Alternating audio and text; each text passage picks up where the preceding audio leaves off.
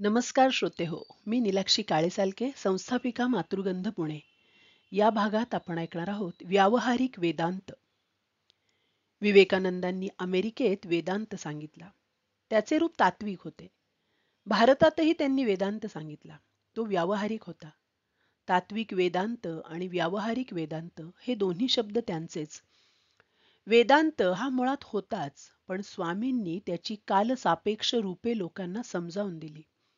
अमेरिकेतील लोक व्यवहार पारंगत होते, पण त्यांना जीवनाची मूलतत्वे कळत नव्हती.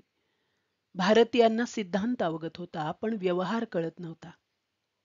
भारतीय दिनवाणे झाले ते ऐहिकाअभावी. अमेरिका केविलवाणी झाली ती आत्मबोधाअभावी. भारत आणि अमेरिका यांची लोकस्थिती व गरजा भिन्न होत्या. दोघांनाही प्रबोधनाची गरज होती, पण प्रबोधन पद्धती तीच ठेवून चालणार नव्हते.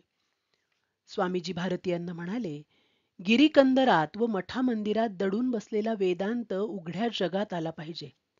तो सर्वस्पर्शी झाला पाहिजे.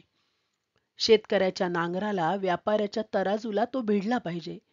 दीनदलितांना, श्रमिकांना, स्त्रियांना वेदांताची दारे आपण बंद केली, हा आपला सांस्कृतिक व राष्ट्रीय अपराध आहे. स्वामीजी देशात व परदेशात फिरले, वावरले. त्यांनी जग पाहिले व जाणले. लोकजीवन अभ्यासले. ते हिंदू धर्माचे दूत म्हणून गेले व विश्वधर्माचे प्रवक्ते व प्रेषित म्हणून मान्यता पावले. कोणी कोणाच्या धर्माचा त्याग न करता परधर्मातील ग्राह्य तत्वांचा अंगीकार करून आत्मविश्वास साधावा असे प्रतिपादन त्यांनी केले. हिंदू हे तसे वेदांती. वेदांची रचना व्यक्तिगत नाही, अनेकांच्या स्फुरणाचे ते एकत्रीकरण आहे. या स्फुरणात आणखी काही स्फुरणे मिसळावी.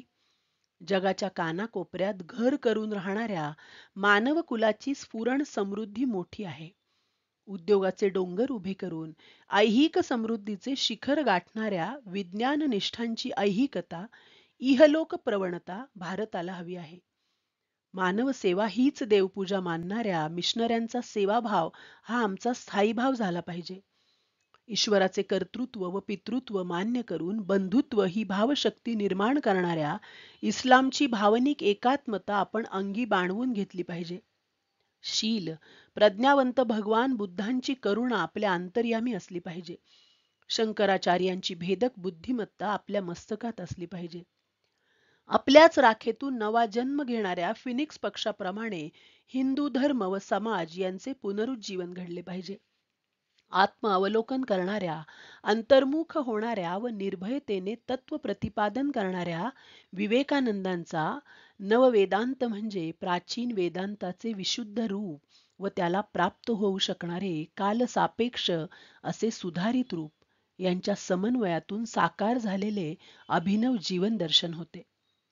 व्यवहाराच्या अंगाने खचलेला समाज सावरण्यासाठी ऋषी विवेकानंदांनी वेदांत व्यवहार प्रदान केला.